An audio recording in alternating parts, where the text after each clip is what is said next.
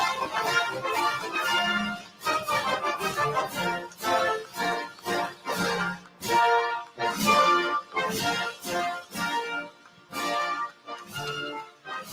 hello, NASA. Hello, SpaceX. And hello, America's future in space. To the governor, to Leader McCarthy, to members of the House and Senate, members of the Cabinet and the Joint Chiefs, to Jim Bridenstine, and the incredible men and women of NASA and SpaceX, it is an honor and a joy for me to be here with the President of the United States at Kennedy Space Center on the day we made history. On the day American astronauts returned to space on an American rocket from American soil for the first time in nearly 10 years. You did it.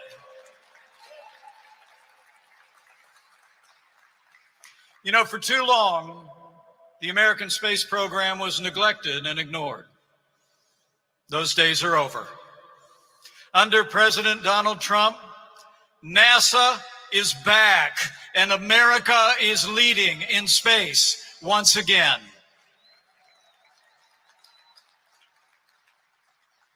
You know, it's been more than 50 years since our nation first set out to leave this planet and land American astronauts on the moon. And today, under this president, we begin a new mission to return to the moon and ultimately land American astronauts on the face of Mars.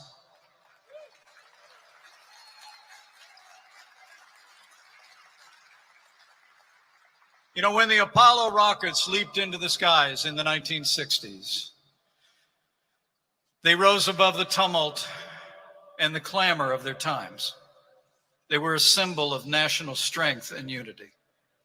And today, as states across the nation take their first steps to reopen and recover from an unprecedented pandemic, and as our nation reels from the tragic death of George Floyd and violent protests of the past few days, I believe with all my heart that millions of Americans today will find the same inspiration and unity of purpose that we found in those days in the 1960s.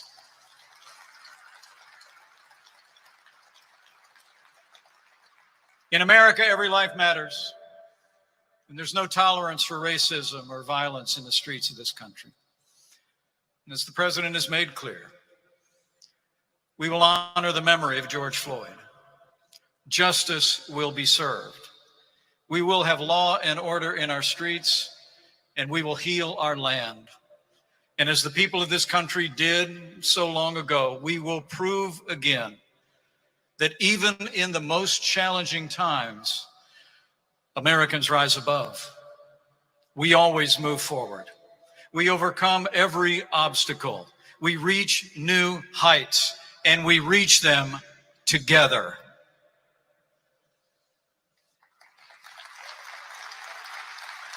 It's true. And in that spirit, today we begin a new era of human space exploration.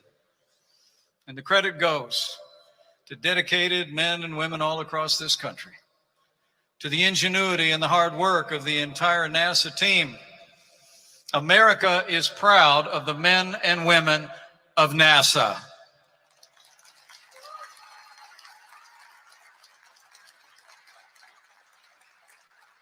But for the first time in our history, our astronauts have taken to the skies on a commercial rocket built by America's private sector. So join me in a vigorous round of applause for Elon Musk and the dedicated men and women of SpaceX. Job well done.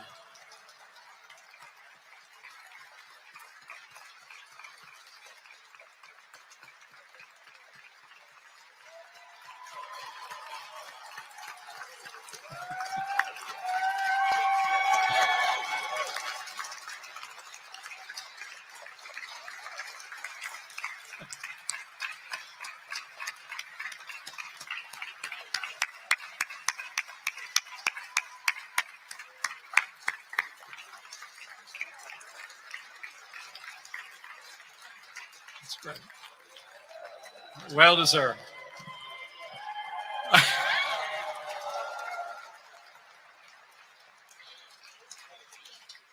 Thanks, Elon.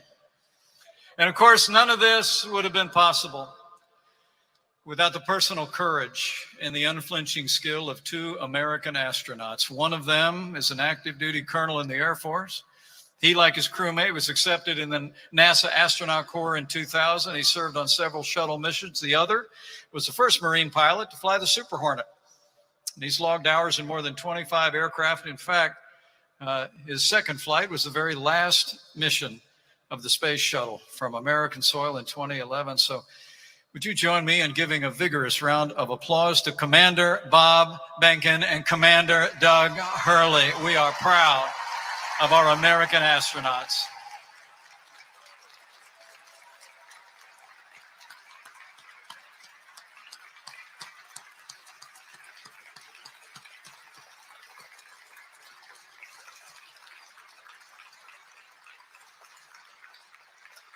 Because of their courage and your hard work, America is leading in space again.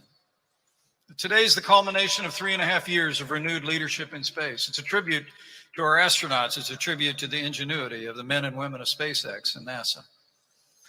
But I'm here to tell you it's also a tribute to the vision and leadership of a president who, from the very first days of this administration, was determined to revive NASA and American leadership in human space exploration. Today is a tribute to the leadership of President Donald Trump.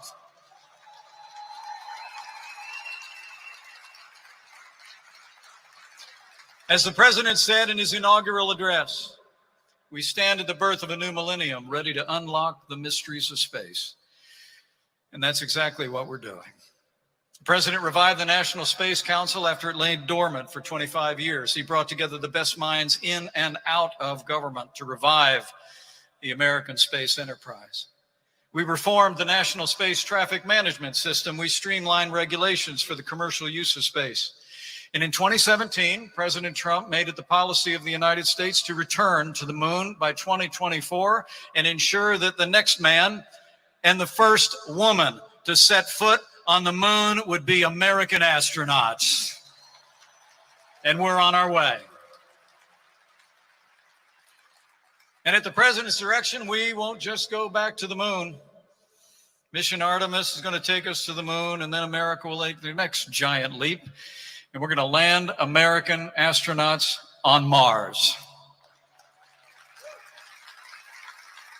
So we're leading again for our prosperity, for our explorer's spirit, but we're also leading for the security of the American people. As nations around the world increase their investment in space, this president also took the decisive step to ensure that America remains as dominant in space as we are in land and air and sea, when he created the first new branch of our armed forces in more than 70 years, the United States Space Force. So the American people can be confident after today's history-making launch that we're just getting started. And under this president's leadership, with the courage of our astronauts, the ingenuity of NASA and private partners like SpaceX, the support of the American people, and God's grace, we'll never stop pushing to reach new heights, to go farther and faster and higher than ever before. We will inspire the world as America leads humanity into the vast expanse of space for generations to come. And now it's my high honor and distinct privilege to introduce to you the man whose vision and relentless leadership brought us to this historic day, the 45th President of the United States of America, President Donald Trump. And I'm proud to be an American, where at least I know I'm free.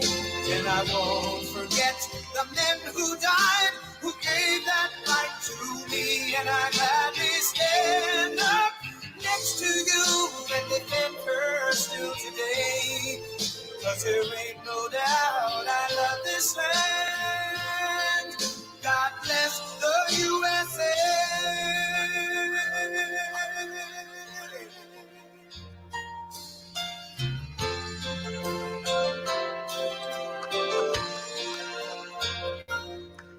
From the lakes of Minnesota to the hills of Tennessee, across the plains of Texas, from sea to shining sea, from Detroit down to Houston and New York to LA, where there's pride in every American heart, and it's time we stand and say, I'm proud to be an American. Well, thank you very much. Please, please. Big day is a big day. And I want to thank our great Vice President for your fearless and tireless commitment to fulfilling America's destiny in space. Thank you very much, Mike. Great job. Great job.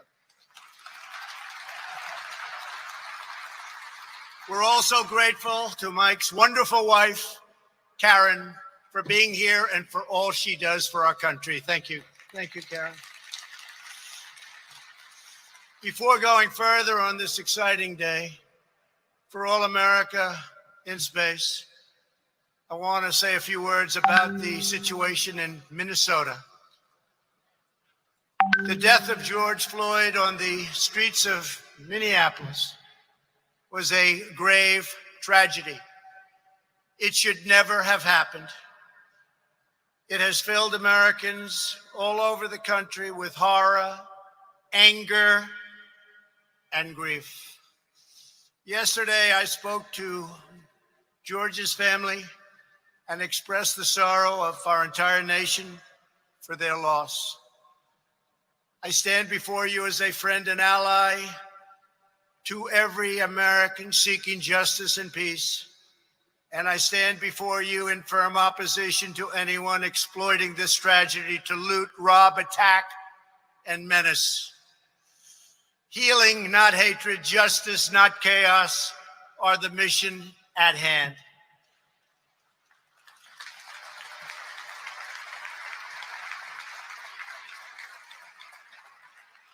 The police officers involved in this incident have been fired from their jobs. One officer has already been arrested and charged with murder. State and federal authorities are carrying out an investigation to see what further charges may be warranted, including against, sadly, the other three. In addition, my administration has opened a civil rights investigation, and I have asked the Attorney General and the Justice Department to expedite it. I understand the pain that people are feeling. We support the right of peaceful protesters, and we hear their pleas. But what we are now seeing on the streets of our cities has nothing to do with justice or with peace. The memory of George Floyd is being dishonored by rioters, looters, and anarchists. The violence and vandalism is being led by Antifa and other radical left-wing groups who are terrorizing the innocent, destroying jobs, hurting businesses, and burning down buildings.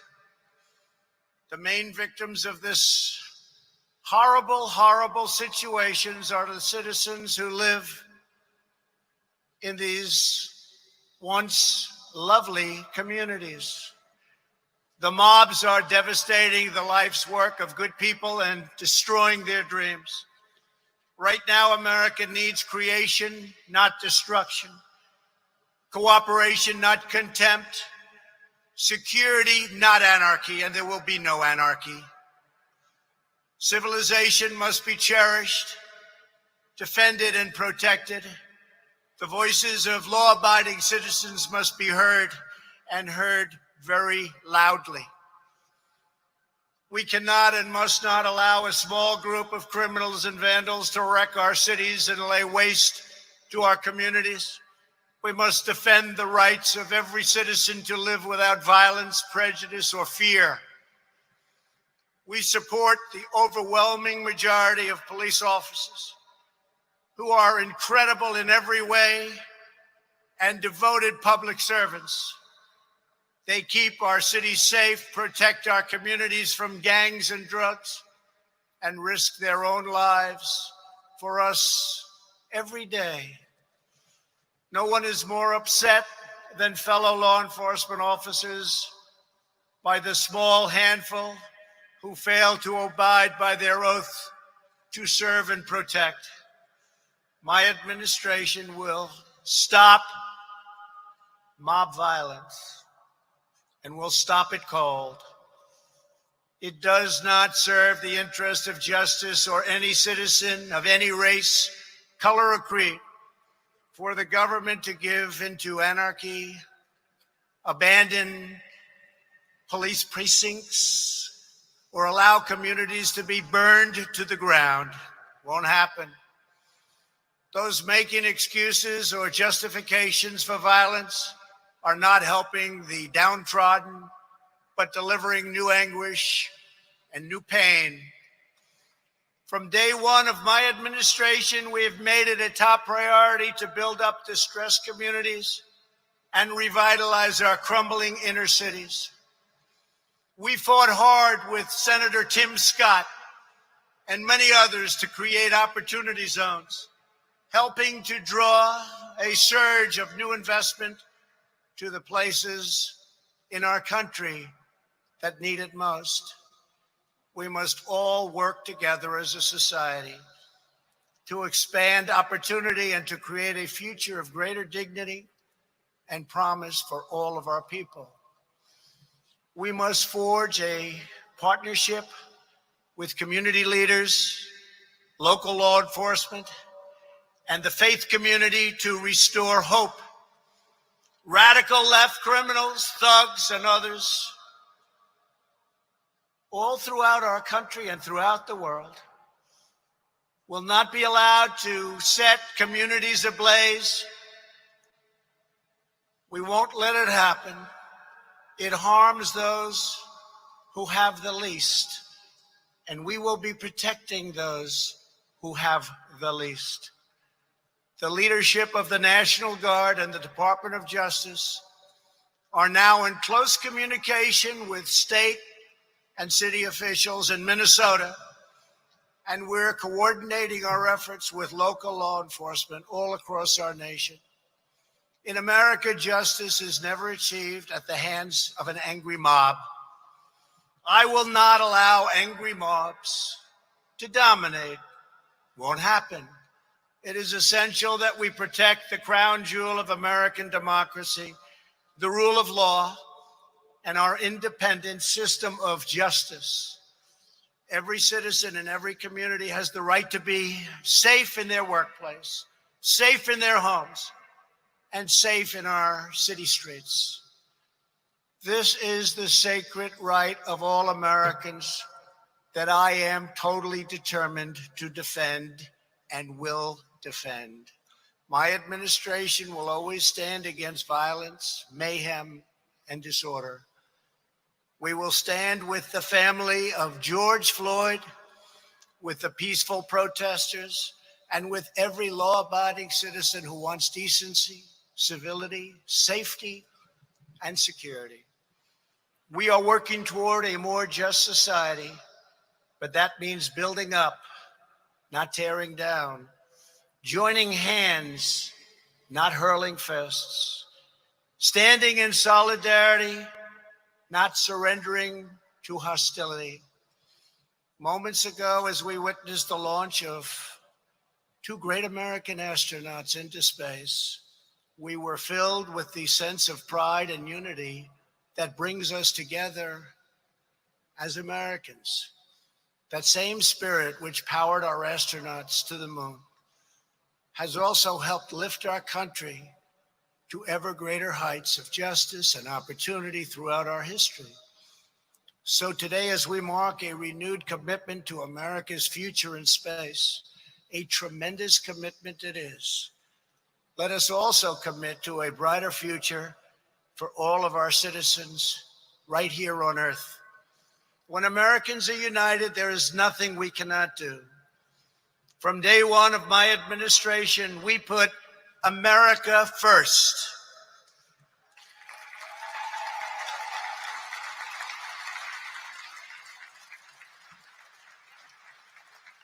This afternoon, I am delighted to be with you at Cape Canaveral in this storied home of American daring, aspiration, and drive. This is the first big space message in 50 years. Think of that. And it is an honor to be delivering it. Today, as we gather in this special place to celebrate not only the launch of a new spacecraft, but also our nation's bold and triumphant return to the stars, it's a special day. Moments ago, the world bore witness to the flight of the first new manned U.S. spacecraft in nearly 40 years since the space shuttle launched in 1981, a long time ago.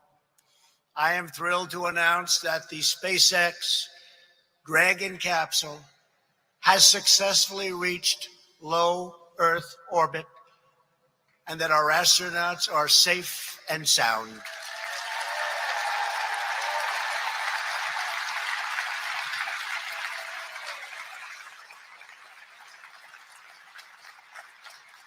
With this launch, the decades of lost years and little action are officially over. A new age of American ambition has now begun. Past leaders put the United States at the mercy of foreign nations to send our astronauts into orbit. Not anymore. Today, we once again proudly launch American astronauts on American rockets, the best in the world, from right here on American soil.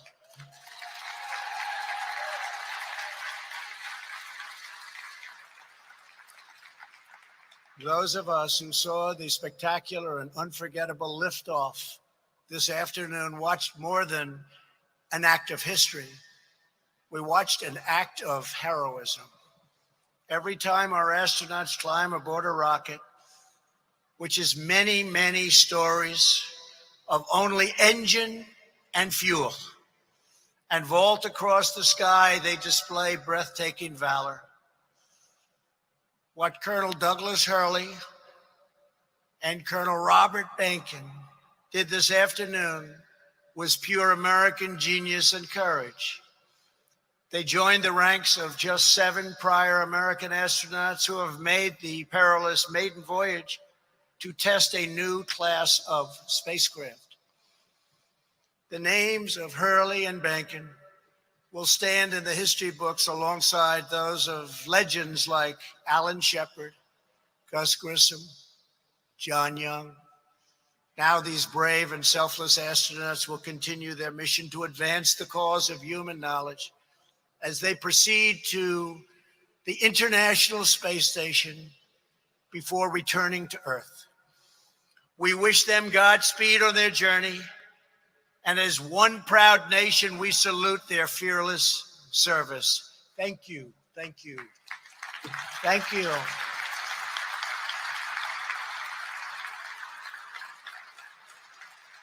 I also want to send our nation's gratitude to the wives of these valiant astronauts, both of whom are astronauts themselves, Karen Nyberg and Megan MacArthur. We join them in praying for our heroes' safe return. As you know, this spring, our nation has endured the pain and hardship of a global pandemic. As we usher in a new era of manned spacecraft, we are reminded that America is always in the process of transcending great challenges. Our nation is blessed with limitless reserves of talent, tenacity, and resolve. The same spirit of American determination that sends our people into space will conquer this disease on Earth. Should have never happened. Nothing, not even gravity itself, can hold Americans down or keep America back. We are grateful to NASA Administrator Jim Bridenstine and Director of Kennedy Space Center, Bob Cabana, for welcoming us this evening. Very special. Thank you very much. Thank you. Thank you. Thank you. Great job. Great job. Come a long way in 3.5 years, Jim, haven't we? Huh? A long way. To the incredible men and women of NASA from here at Kennedy Space Center to the Johnson Space Center in Texas, we love you too. To NASA Plum Brook Station in Sandusky, Ohio, thank you all for working so hard to make this day a reality. We have many other great days almost ready to happen.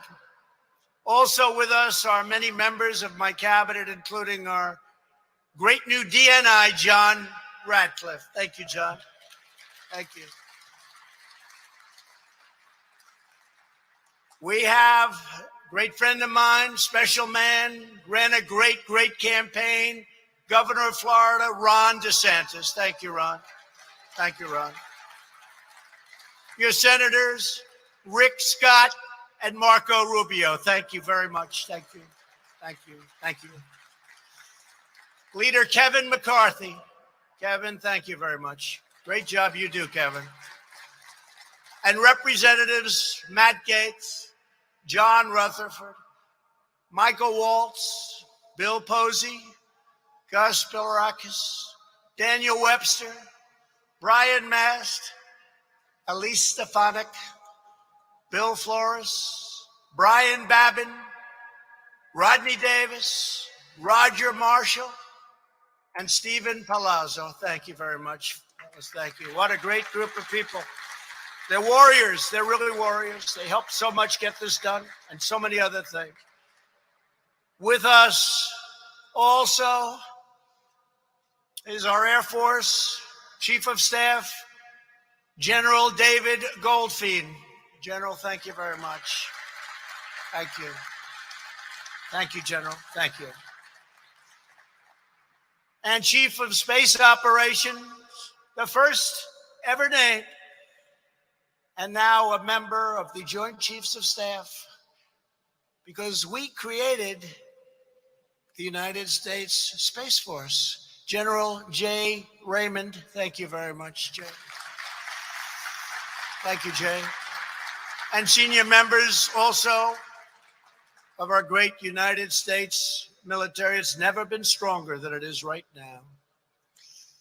Also, Attorney General of Florida, Ashley Moody, and Chief Financial Officer of Florida, Jimmy Patronis, and many other distinguished guests.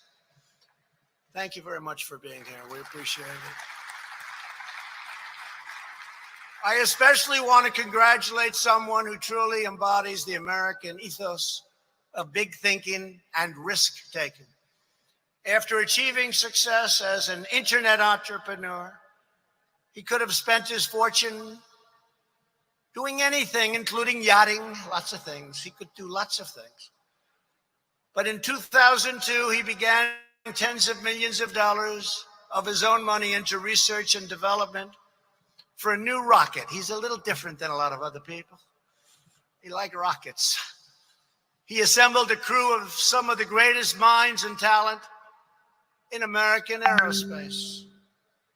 In the years since, SpaceX has become the first private company to develop and successfully launch its own rocket into orbit, the first to launch and recover its own capsule. And of course, moments ago, SpaceX became the first private company to put humans into orbit around the Earth. Elon Musk, congratulations. Congratulations, Elon.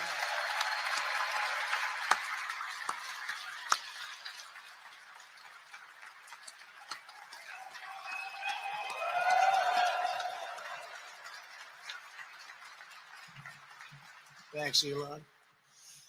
For Elon and 8,000 SpaceX employees, today is the fulfillment of a dream almost 2 decades in the making. For years on end, they have worked hand in hand with NASA, sculpting aluminum, tightening valves, tuning nozzles, testing parachutes, and filling massive tanks with thousands and thousands of pounds of kerosene and liquid oxygen. Today, the groundbreaking partnership between NASA and SpaceX has given our nation the gift of an unmatched power, a state-of-the-art spaceship to put our astronauts into orbit at a fraction of the cost of the space shuttle, and it's much better. From now on, the United States will leverage the fast-growing capabilities of our commercial sector and the finest pieces of real estate on Earth, which you need very badly, to send U.S. astronauts into space.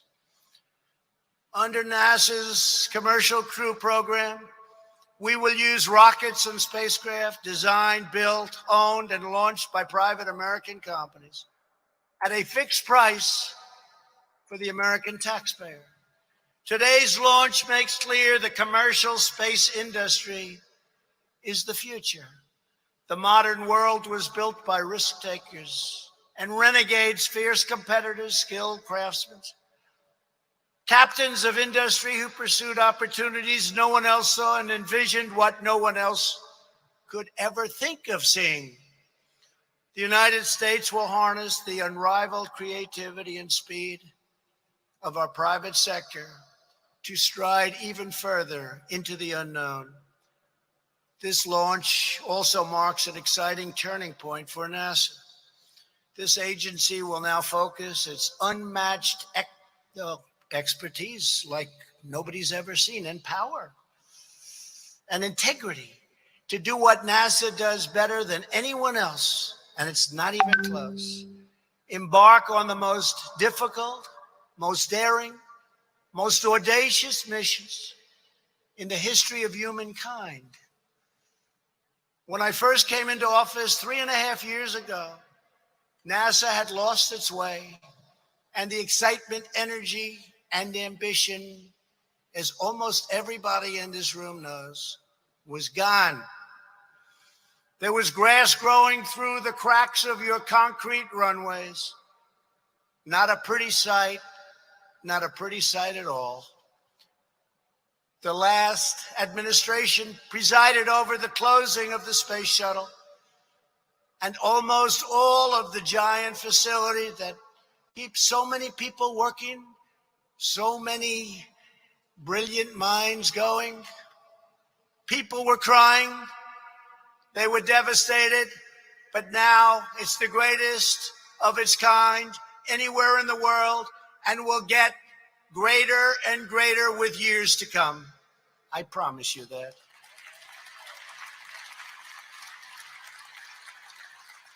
We have created the envy of the world, and will soon be landing on Mars, and will soon have the greatest weapons ever imagined in history. I've already seen designs, and even I can't believe it.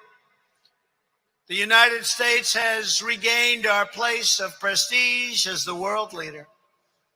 As has often been stated, you can't be number one on Earth if you are number two in space.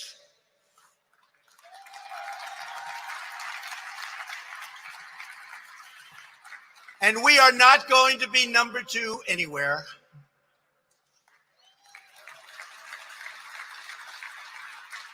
Nowhere is this more true than with our military, which we have completely rebuilt. Under my administration, we have invested $2.5 trillion in new planes, ships, submarines, tanks, missiles, rockets, anything you can think of.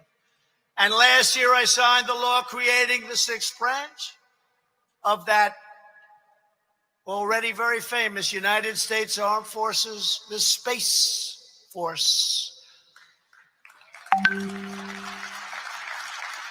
For every citizen who has eagerly waited for America to reignite those engines of will, confidence, and imagination that put a man on the moon, I stand before you to say, you need wait no longer. Through NASA's Artemis program, the United States is preparing for a crewed mission to Mars. Earlier this week, I saw the Orion capsules being worked on in this building. as part of the Artemis Moon to Mars program. Those capsules will soon return Americans to lunar orbit for the first time in over 50 years, half a century. By 2024, our astronauts will return to the lunar surface to establish a permanent presence and the launching pad to Mars.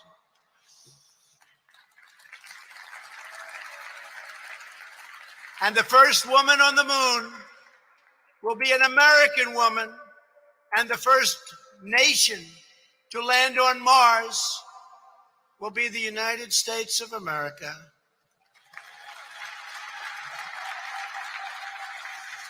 Since I signed the order to establish these goals shortly after taking office, we have made rapid gains. A new 22,000-pound capsule is already built. The next generation of spacesuits are already made. Colossal rockets are now being tested, and the contracts for 3 separate lunar landers have been awarded and signed, and they are magnificent. In the years ahead, America will go bigger, bolder, further, faster, and America will go first. America will always be first.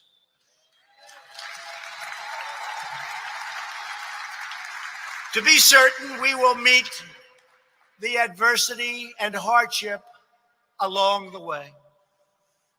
There may even be tragedy, because that is the danger of space. There's nothing we can do about that. The power that we're talking about is unrivaled. There's nothing we can do about problems, but we'll have very few of them. We will confront all of those challenges, knowing that the quest for understanding is the oldest and deepest hope in our souls.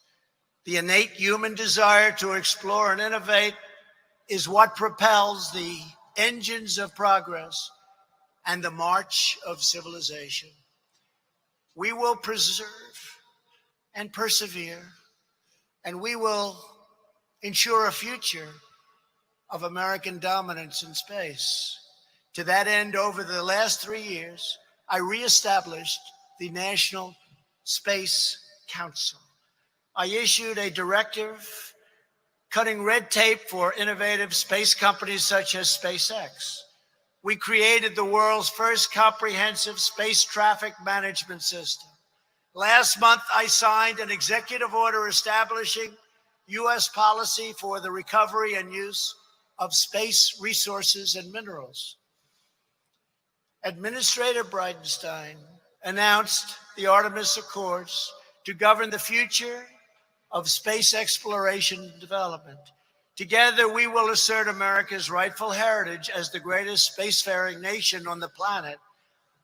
And already, it's not even close. In the half a century since the United States stopped sending astronauts to deep into space, 1972, no other country has ever done it. The reasons are simple: cost, technological complexity, and tremendous danger. For instance, I was told that the rocket you just witnessed had to be launched within 1 second, or it would be impossible for it to hit its target. And I was here 2 days ago, and I said to Jim, it's okay, why don't you wait 5 or 10 minutes? And he said, sir, we only have a window of 1 second. And I walked out of here shaking my head. Is that true, Jim? Yes, it's true.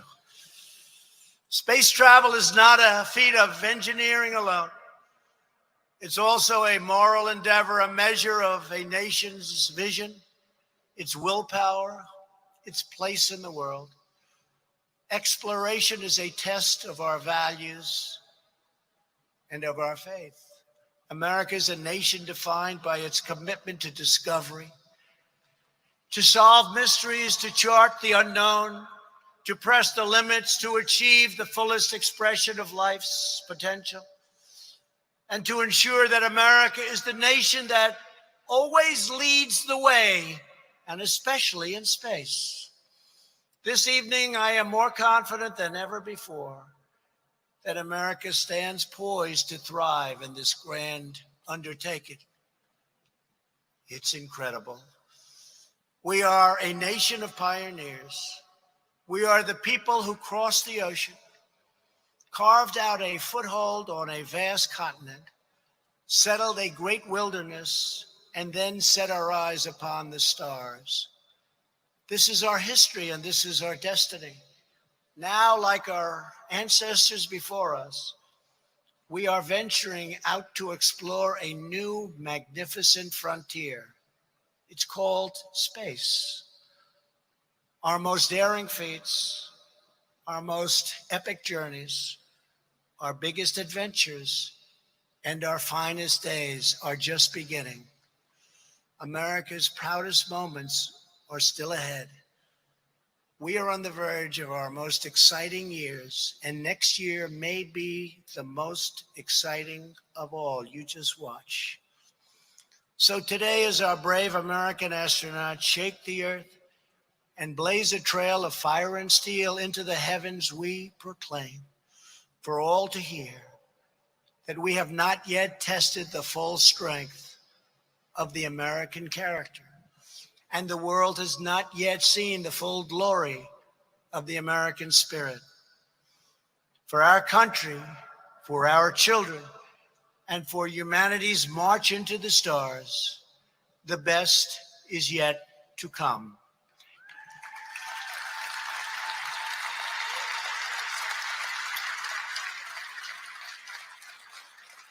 It was a great honor for me to deliver this speech. God bless our brave astronauts now soaring through the heavens.